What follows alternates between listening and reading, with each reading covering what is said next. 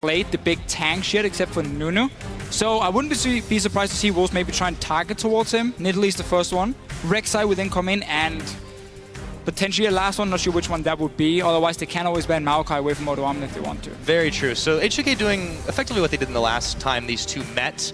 The Draven has actually not been played by the Wolves in a few weeks. It was banned back in week 7, played by Freeze in week 6. But the Cassiopeia has been almost consistently taken away from the Copenhagen Wolves. And I wouldn't be too surprised to see the Kalista come in as the last ban. As you mentioned, the Wolves focusing on the jungle on their side. Yeah. So again, loulex is a bit of a weird jungler in terms of his picks, because he's mainly played these aggressive early junglers, but he's more of a supportive style because he's doing it to simply help his lanes get a lead. That's an Urgot ban. This is an Urgot ban. Has been banned in a lot of other regions, especially in Korea, and clearly... And the Lee Sin is banned. Clearly H2K were expecting something. Now, 3 bans on loulex, so he's going to have to go for one of the tanks unless you want to play Hjaman, which obviously can be built with Cinderhawk. We've seen it a few times lately in the other regions as well. And the question is now, look at the first pick here. Maokai is open, Odoamne is undefeated on the champion. We know YoungBuck likes to play it as well. And at the same time, the Kog'Maw composition is an option, but there's a lot of picks you need for it. So now H2K needs to decide, do we want to get like a Lulu and set up a potential Kog'Maw, or do we want to risk Copenhagen Wolves picking it? Because they can even go Nunu jungle, so they got all the options for it. Yeah, it's kind of tough when there's so many very strong picks available for that first what do you prioritize. The Maokai, we speculated that this might be what they want to do to get Odoamne on something comfortable, and of course it's a very strong overall pick. They're going to go for it, but as you said, this opens up Kog'Maw and a lot of other options for the Wolves. They're going to have about a minute to figure out what exactly they want. So now the trick is basically which 2 champions are the most important ones in a Kog'Maw composition, because you can secure them now, and then you would expect H2K to try and pick something away from it to counter the whole setup. These 2 here, so Gragas is not that important for the combo, but he works really well into it because he's one of the few junglers who can disengage with his ulti, and obviously he offers so much peel and CC to help out Freeze here. And obviously Kalista is also open if he wants to go for it, if Hjaman takes away a key pick. Exactly, they don't have to choose the AD carry they want right at this exact moment. And they also want to see what they can formulate against an H2K composition. So right now there's a lot of fluid thinking going on between these 2 teams. H2K taking their time. Yeah, and they must know what's going on. They have to. You know Lulu's coming in as a first pick. You know Nunu is open, Jan and Nami, whatever. Like, all the picks needed is there to just at least protect the AD carry comp. And the current meta has been so much about either you run a full tank composition where you have these super long fights and you simply out-sustain the other team, or you run a composition that buffs your AD carry so you kill the enemy frontline before your own frontline dies, and then you win the fight because then you just start rolling over people. That's also why Lulu is such a good pick, because she buffs your AD carry, the whimsy, the movement speed is super important, and the insane amount of shields and HP she can give as well. Right, and it's not like they're at threat of having a key AD carry taken away anyways in this situation. Jarden's preferred some different styles. They're not going to necessarily take the AD carry they want right now. H2K themselves, they pick up the Sejuani, and they pick up a Thresh. So this is more general strength, but they do have a double tank line now.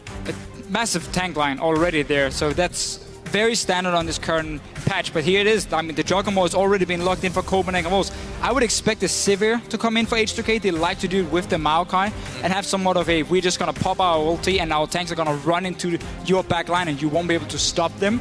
But then again, you would fall behind in terms of damage if we go to late game, so they might have to try and counter with a hyper carry themselves on H2K's side. Yeah, Jinx has been really growing in popularity for not only her ability to start snowballing hard off of kills, but to take objectives incredibly fast. The Jinx Thresh lane has been one that's been fairly strong for a while. It lends her a lot of mobility with the Dark Passage, and also you're able to set things up. Yes, it is, but it's against a Kog'Maw, which if you can get him caught on a hook, you can put a hurt on him very, very quickly. Yeah, and you have the traps, obviously, so you got a good CC combination, but Copenhagen Wolves in their bottom lane here, once they hit level 5, they will destroy the Jinx in terms of trading back and forth. And we know Freeze and Unlimited is a fantastic dual lane, so they would be happy taking the 2-2 lane for Copenhagen Wolves side here. The question is just, do you want to lane swap for other reasons? Do you want to maybe try and just secure free farm on Freeze and nothing else? Maybe give him a level advantage if you just put him alone in a side lane? I think Copenhagen Wolves can be happy going standard lanes here.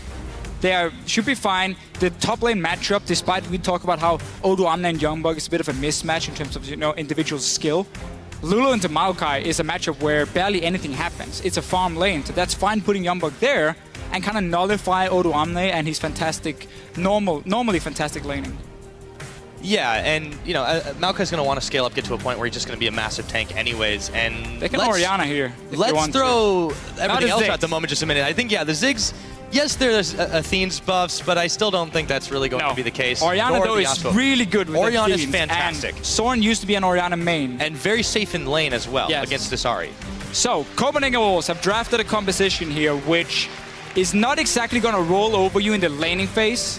It's fairly slow, safe, farm-focused comp from the Copenhagen Wolves, but it is insanely strong once you start hitting these late-game team fights where Freeze is going to be an absolute monster. We know Orianna scales up really well, and you have this combination as well of put the ball on a Gragas, let him body slam into the enemy team, then your Orianna ulti, so you have even set up for the shockwave. So Copenhagen Wolves really drafted a great team fight. The problem is, can they get to these team fights? Because H2K normally do so well in the mid-game by taking down these towers. That is always the question for the Wolves. When they win, the games tend to go extremely late. They're trying to play to that strength, but they need to be able to survive past the laning phase. And we'll see if they can do it in game number 1. Yeah. If they are able to take this win, they make a very, very strong statement against H2K, the team that a lot of people are favoring. Yeah, and this comp that Copenhagen Wolves is running is what many people consider the best. And wait, they're trading ties. Well, that's a new one. Well, probably he's not doing a good job of it. He's taking his time. It's all right. Rip it off him, man. There we go. Talk about good sportsmanship.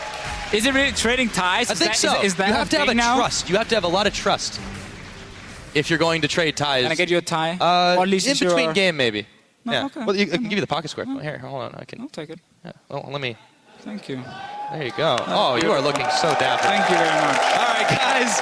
Now that we've done our trade, why don't you go ahead, hop on Twitter, send us your predictions. Let us know who you think is the most prepared for this best of 5 match. Tweet us at LoL Esports with the hashtag H2K win or CW win. We'll tell you those in game, but we've got to get into the game right now. Loading onto the Rift, H2K versus the Copenhagen Wolves. And this comp here, like Copenhagen Wolves is running, many players consider this to be some of the best you can do in the current meta, simply because you're buffing your hyper carry so much and you protect him. Like, how is a Maokai and Sejuani going to kill Freeze in the late game? Like, that's never gonna happen. So suddenly you need Ryu to come in like from the flank, land a charm, and maybe try and one-shot him. But then again, there's a cleanse. You're gonna have to shield the ulti from a Lulu, you got shield from Orianna, heal from Nami. I mean, there's so many ways of protecting this AD carry. And H2K, it's not even like they're running a fantastic early game. Ahri is good in lane, but Maokai, Sejuani, they want time. Jinx want time as well. She can fast push a tower, but she's not gonna destroy her lane. So H2K here might have to go late game and try and battle it out.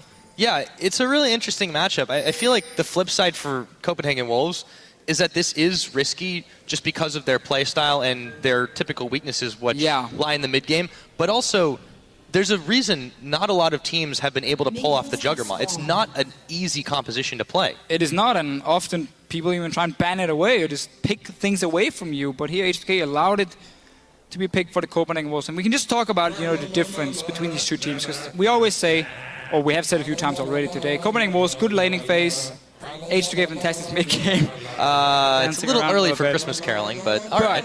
Basically what happens is, normally Copenhagen Wolves will win their lanes, at least in the bottom lane, and often in the mid lane for Soren. And then they simply don't know what to do after the laning phase. They're not very good at pushing their advantage. They don't really rotate well between the towers, and they don't set up objectives too well either. And that's been a big problem, because that's where teams come back. What H2K likes to do is they're playing a very standard laning phase, and then they take down loulex once they feel like now it's time to fast push a tower. Around 10-12 minutes, and they go maybe bottom lane, and they just push it in with a Sivir, with a Jinx, take the first auto turret, and then they rotate between the lanes and create a massive goal lead between 15 minutes and 20 minutes.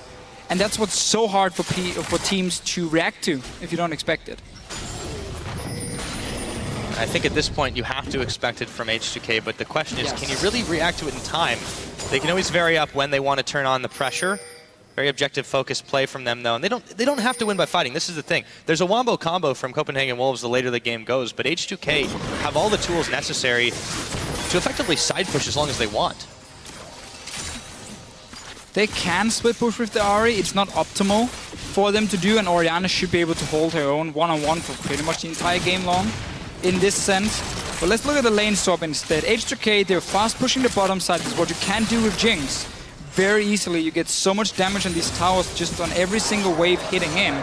And they're just pushing it. So let's see if they want to have the tower clear the entire wave and then try and bounce it back, or if they want to stay and just keep pushing. Like, look at the damage they're doing. Meanwhile, Freeze in this top lane is funny enough freezing the lane, and he's not going to get any damage on the tower. So H2K responding, saying we don't care. Let him free farm. We want your tower, and then we swap to the top side after we kill Dragon. So far, so good. That seems the game plan from H2K. On the Copenhagen Wolves side, they were a little top heavy.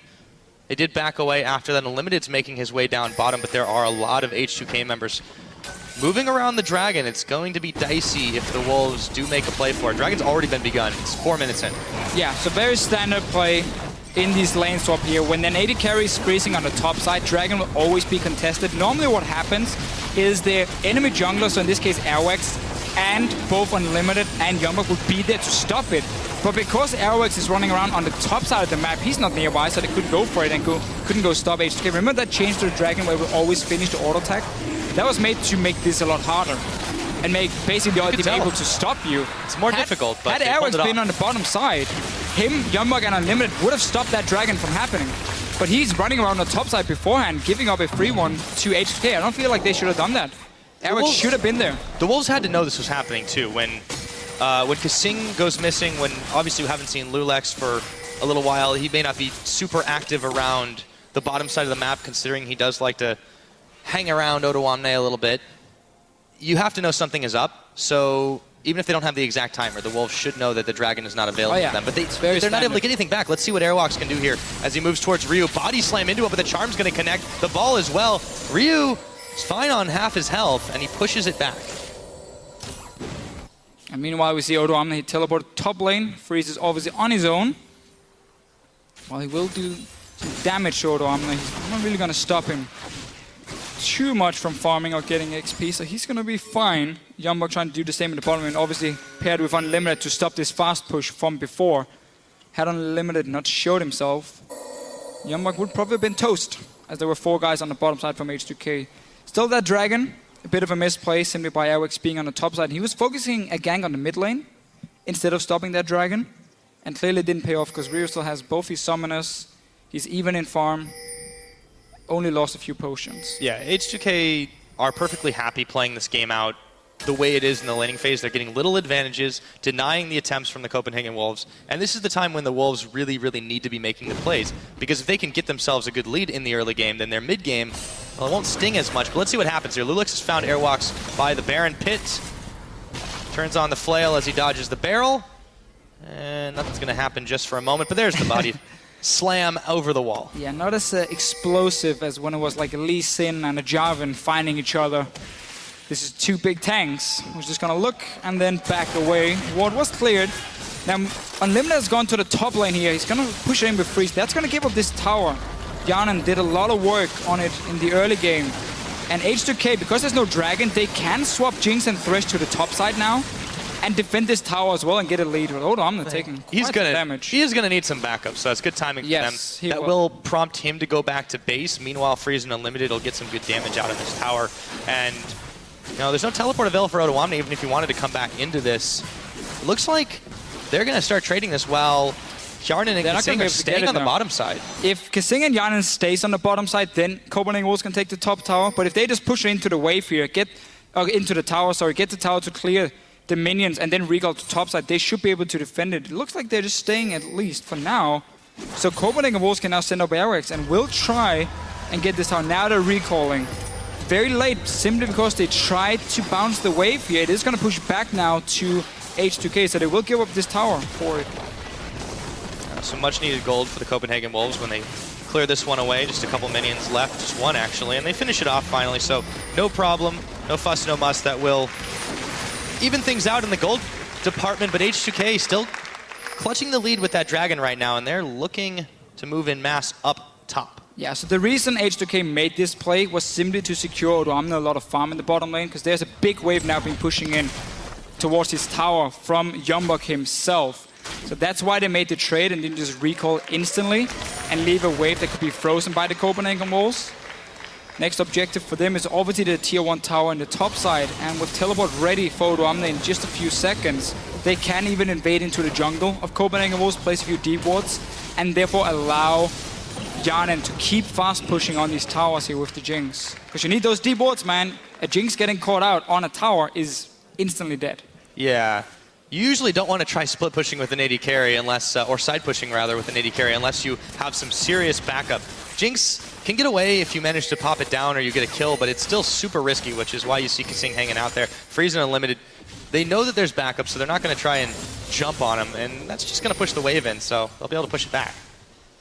Then you can just rotate around now, because you're the one pushing in the wave. Mid lane, Orianna has decent wave clear, but obviously as she's going Athene's here, she's not going to one-shot the minions, allowing H2K just to get some damage on every single wave they push in and then rotate between these two lanes and also be ready for Dragon when it spawns in about a minute's time.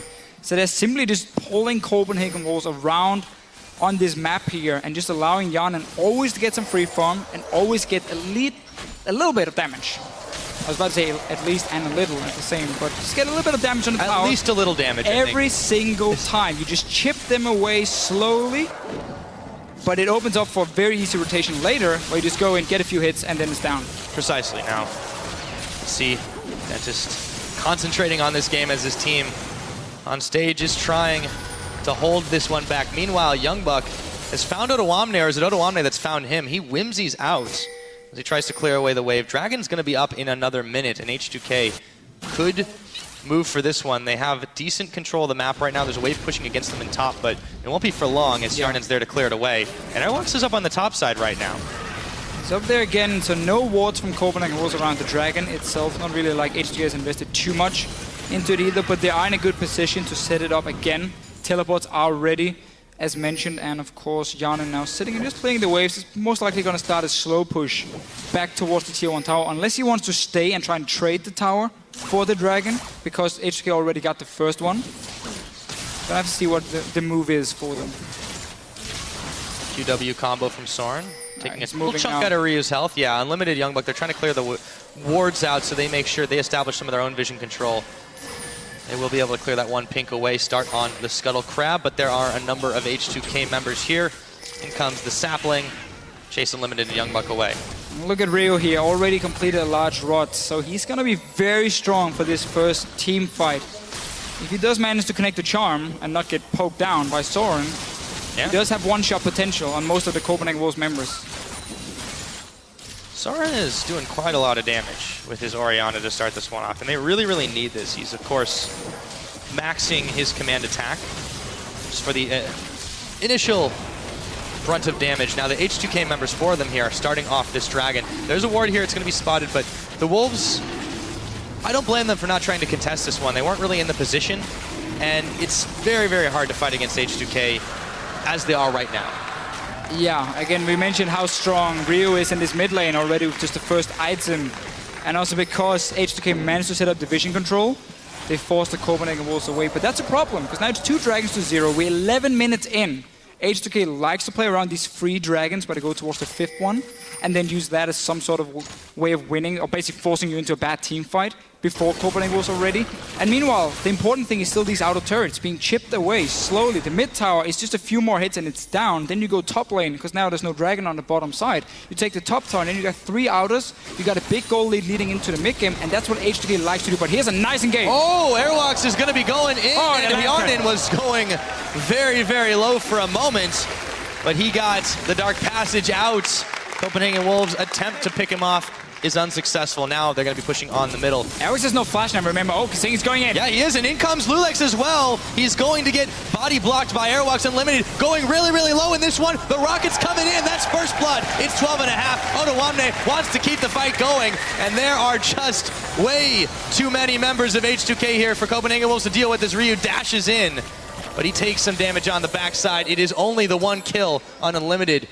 12 minutes into this game, but that looks pretty bloody to Fishio. Yeah, it was not a bad engage from Copenhagen Wolves at first, knocking back Hjaman here, but he flashed into that lantern from kaSing. Best case, you'd knock both Thresh and Jinx up the lane here, so there weren't that option there to escape, but simply Copenhagen Wolves trying to force a play, then they stay in the lane, and H2K comes in, picks up first blood. Now, a lot of damage still on this tower. Yeah. Hjaman there to defend. Oh, Airwaks is not done. Yeah, Hjarnan's not going to be able to do too much. That was a quick dash away. The tower still was pecking away at the health bars of Copenhagen Wolves. They managed to get the last hit on it, finishing that one up. So they still turn their power play into some gold, but now they have to defend this one, and a few members have to go back and heal up. Let's see what Freeze can do here. He's in the front, pecking away at Hjaman and loulex. Remember, H2K used a lot as well for these kills here. Hjaman is out of mana. Ryu has no ulti. Airwaks is coming in. Yeah, he's setting up for round 2 now. Ulti is ready just in a few seconds. They're waiting. Hjaman is going to be the target here. Can he get it back? Oh, nope, and not quite. Lantern. Okay, the slingshots continue. Hjaman able to get out of harm's way. Soren eats the charm. This has been a lot of close calls for both teams. 1-0 kills does not necessarily reflect the last couple of minutes of play. But I like how we can see Copenhagen Wolves is saying, we know we can't just go back to our lanes because we're going to lose our towers now. Mid tower is going down here. We have to try and make some plays. They use the Gragas here to engage a fight, end up backfiring for them. But you gotta try, man, because otherwise H2K will just get that massive goal lead. We know this top tower already taking some damage. It's currently sitting on about 60% HP. That could be the next target now for H2K. And Hjaman on this Jinx. Take a look at our fan vote starting this one off. 60-40. Again, Wolves, give them some good credit, but H2K definitely showing themselves as the favorites in this one. Game is still very, very close. The gold lead's slight. The two dragons are really making a big difference right now for the H2K team. However, Copenhagen Wolves, they're trying to even some things out here. They have a big wave on bottom. H2K is making a few mistakes here. They're not really thinking about the next step. They just say, okay, what's the current objective? That's going to be this tower, and then they invest everything onto that tower. They don't look at the side lanes at this point. The bottom lane have been pushing for quite a while, and Soren moved down after the fight. And H2K responded fairly late, so that was a lot of damage now from Soren on this tower. And Copenhagen Wolves also got that mid tower, so they even it out. Just slightly behind in gold. By no means are H2K playing flawlessly in this one. The Wolves, if they have the chance to punish, they will. And if they get to this very, very late game, the trends have shown them to play extremely well towards the end of it. They have a comp to do it. Let's see if they can make the defense here. YoungBuck, I don't think he's got nearly enough damage to force loulex and Odoamne away. Odoamne did aggro the turret, though, and now loulex has it, so they are going to back off for now. But that tower is just going to take a stiff breeze to knock it over. It's going to be an easy one for H2K, but so will the bottom lane for Copenhagen Wolves. You can see how they're trying to trade objectives. They're saying, okay, you're going top lane with 2 or 3 guys. We just go bottom lane. We already got the wave pushing in. We already got some damage on it. We're going to apply pressure as well, not just sit back and let you dictate the map. It is funny though if you look. Yep. That's a Luden's Echo, first item by the way. That's a lot of extra burst damage. And that means fish food. It does. Yeah, Luden's Echo, still an item a lot of people is talking about. And for some reason, people still think it's a replacement for Deathcap, and it's not. It's supposed to be a snowballing first or second item. It gives you quite a large power spike early on that you use to kind of snowball your way in towards the Deathcap, towards the Void Staff later on, because as a single first item, Luden's Echo is the best in the game for AP mages in terms of damage. In terms of pure damage, the Luden's Echo goes the 100 magic damage proc, the 120 obviously on the item itself. Nothing beats that as a single first item.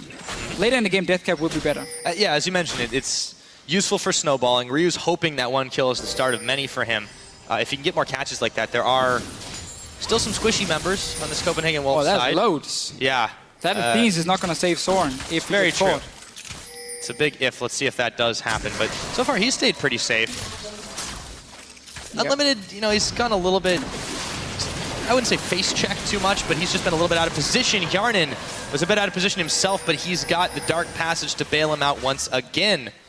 The Wolves will go away empty-handed. It is a good point you make about Unlimited, because he has a habit of being the first guy to walk in and ward, and it does cost him quite often, especially against an Ahri. We know Ryu is super good at finding these squishy supports, a bit like Faker used to do back in Season 3, where he'd always just one-shot the supports on Ahri. Ryu is doing the same. He's done it before as well. He does it on LeBlanc. He likes to sit and wait around, and then when you walk in to ward, he just pops you instantly.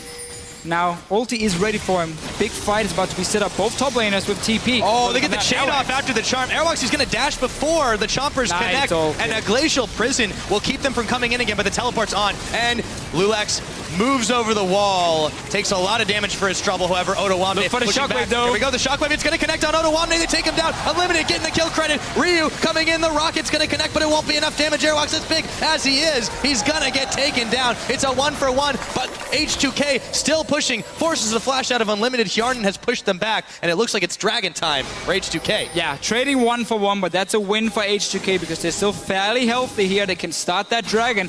The wolves are staying around. YoungBuck full HP. Rio, look. Oh, he flash charms.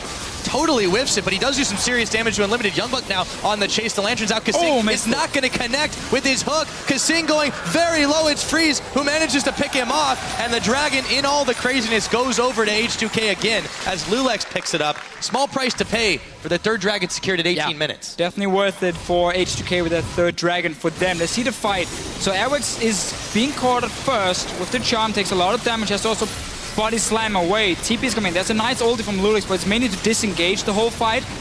Odoamne with the TP behind. Locking that. Look at this. The back line from Copenhagen was all hitting this Maokai. And we're just waiting for the first one to die. Shockwave only getting one. But Rio doesn't manage to finish off a target either. Hjaman got that one. We just see H2K kiting in and out. Stay healthy. Meaning they can go for that dragon after. Where there were a few missed skill shots. Fair to say. Yeah, a lot of summoners though. They definitely put the fear in the wolves in that situation. So the gold still looks even. It's actually a lead for the Copenhagen Wolves for the time being.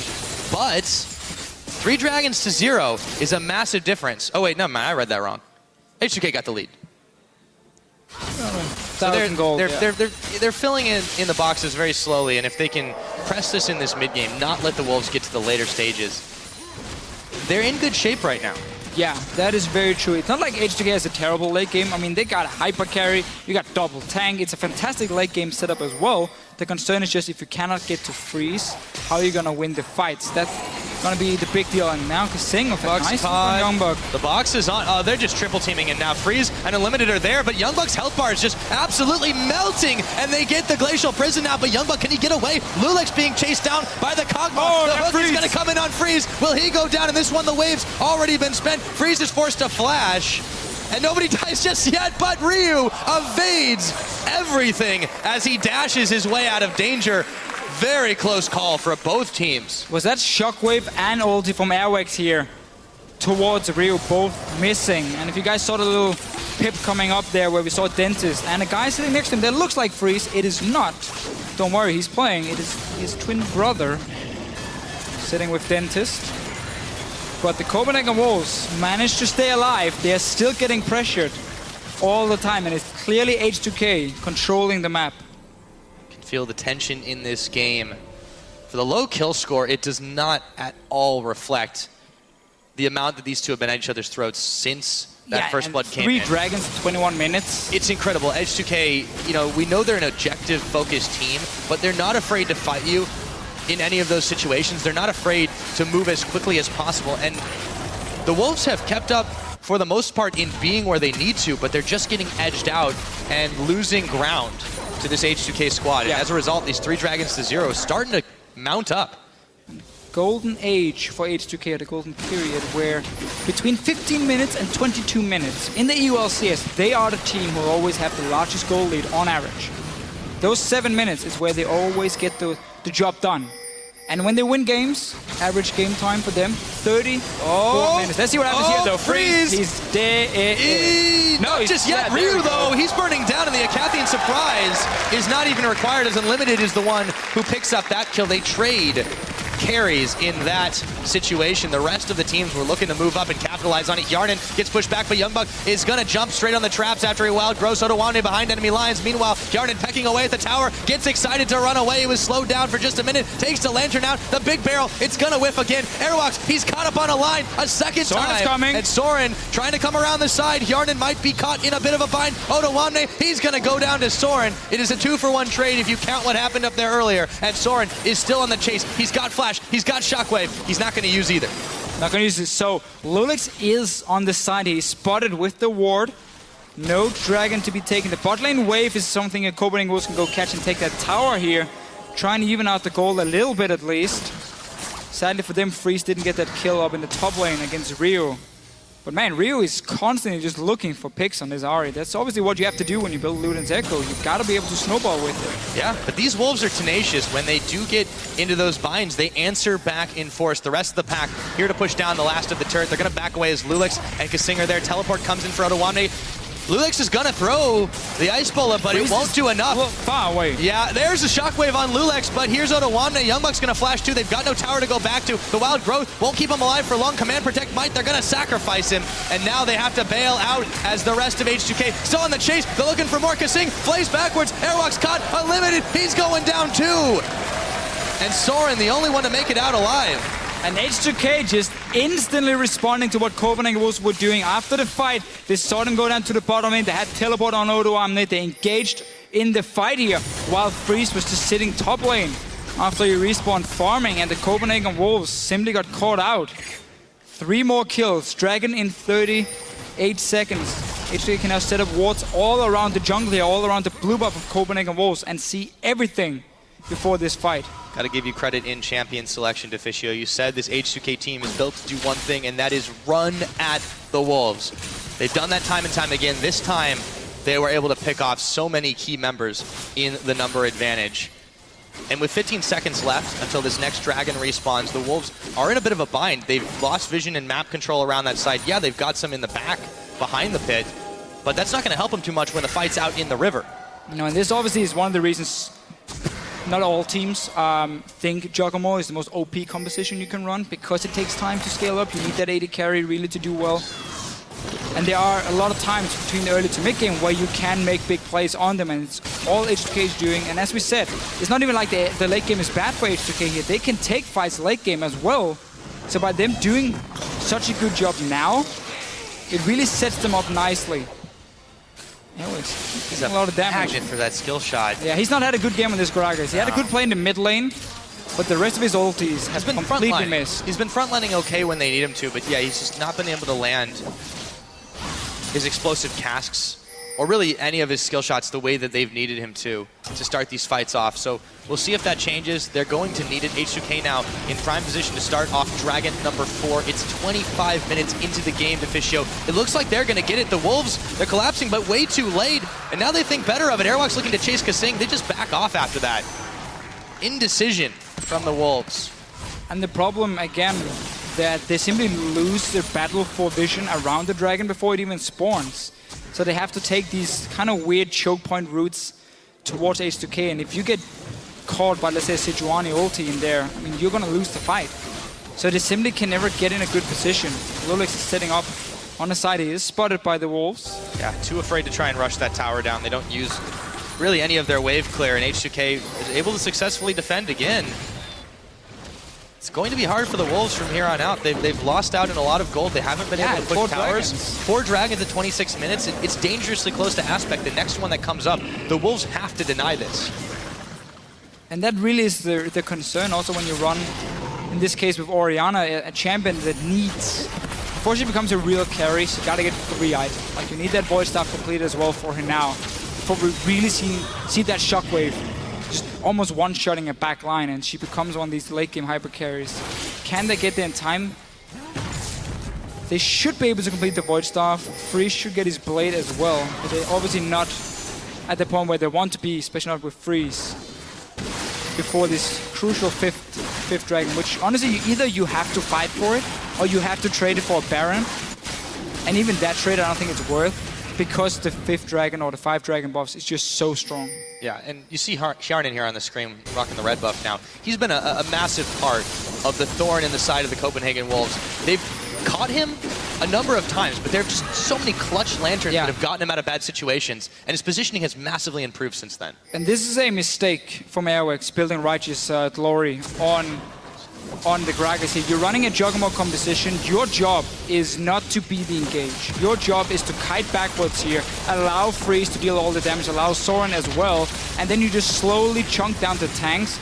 Once they're low enough, you know they're gonna either back away and you've won the team fight, and you can then go for some objective. Otherwise, you're gonna get that first kill, and then Freeze can roll over. He gets the Whimsy, he gets the speed up from Orianna, from Nami. Anyway, Righteous Glory here is not the right item. You need to be full tank on this Gragas, because you're the only big front line from the Copenhagen Wolves. Jinx is gonna melt you. easily. Yeah, it's already started to happen. 302 has, I believe, the most gold in the game so far, sitting at about 11,000 altogether, 11.5. And it's turned into a really big lead for them. We'll see if they can maybe get a catch here. Rio is waiting patiently in the brush, but the living artillery checks on him. Still very, very dangerous for the Wolves to do much. And I agree with the builds that they're rocking. It's a little disjointed. HP is great. Righteous Lord is a fantastic item. 650 HP with a Cinderhawk. That's fantastic. Problem is you have 0 armor or MR. So the Ahri can kill you at this point. The Jinx can kill you easily. You're not a big tank just by stacking HP against these carries from H2K. Right, and the wave clear from H2K, they can't siege this tower because as soon as the minion wave is up to the front door, it's already cleared away. Yeah, Lulu and Seku obviously adds even more wave clear from an Ahri. Death cap completed as well for Rio, so he did somewhat pay off. I mean, he got the kill unlimited. He was good in the mid-game team fights. Look at the side lanes here. Big wave pushing for H2K in the bottom lane. Top lane is just being pushed by Odoamne. They want to try to set something up in mid lane. They have to do it now. That was nice. Shutdown is exactly what they needed. kaSing on the run as the wave comes out. The ice ball lands on Airwaks and freeze. Can Airwaks get out of this one? All that health, not enough, but they managed to get the shockwave. The ball connects as Soren makes a massive play for his team, but it's only Hjaman and kaSing that are down, and they're still unable to get the turret. So gotta worry about these side lanes from Copenhagen Wolves, but a nice catch. This was a flash body slime from Airwaks. Hjaman still has his flash ready, didn't use it at all, therefore he ends up dying. Rio dashes in and out, takes a bite out of the health bar of YoungBuck, and Unlimited smites down. They're still clearing these waves away. They're not getting anything for this. This is the problem. Rio goes in on YoungBuck again and nearly assassinates him. We need to see that engaging again though from the Copenhagen Wolves. If Hjaman could have done anything, because he had flash ready. If he saw the Gragas coming, he just had to just flash away, just play it safe. Because by him staying alive and the rest of H2K in the mid lane, these side lanes will do a lot of work for you. That's all you had to do. Just stay in there. Don't get engaged on, at least not with your AD carries. Let's see once we get the replay. Yeah, that was what Copenhagen Wolves needed to do, but the troubling thing is they were unable to turn that into anything but a couple of kills. And they still lost Airwaks in the engage, and that goes back to your point about the build and how it's not necessarily the optimal choice in this situation. I get the point for him because he wants to be the guy starting the fight, so he needs to speed up, he can body slime in and knock someone back with his ulti, but is that worth the battle step? That's not how you play it. When you play Kog'maw, you let the other team engage on you and you kite. That's the way you want to play it. But this Baron, it's so fast right now. Airwaks has to make it, not even going to try. Turns tail and runs away from that as Baron #1 completed 31 minutes into this game. All the objectives going in H2K's favor. Let's take a look at that fight again. Yeah, so Hjaman clearly is not expecting the flash body slam from Airwaks, and therefore he doesn't flash away himself, which does give a nice kill to the Copenhagen Wolves, and we saw the Righteous Story in action now for him. But H2K still staying around and managed to defend this tower, which is the important thing, because again, look at the side lanes pushing in. Quite some damage being dealt to these towers. Now, Dragon is up. It's #5 for H2K, and they're going in. They are going in. loulex is the one looking to start this one off. They find Airwaks again. The hook's not going to land. Shockwave pulls in loulex, but Airwaks very, very low. A rocket comes in, but Rio picks up the kill. Rio dashing forward, gets a double, looks for Unlimited. That one's going to go down in favor of Hjaman. A double kill for the Jinx as well. And they've caught YoungBuck. This is going to be the clean sweep. The ace is coming in. That's a triple for the Jinx, and they're heading for inhibitors. Such a nice team fight.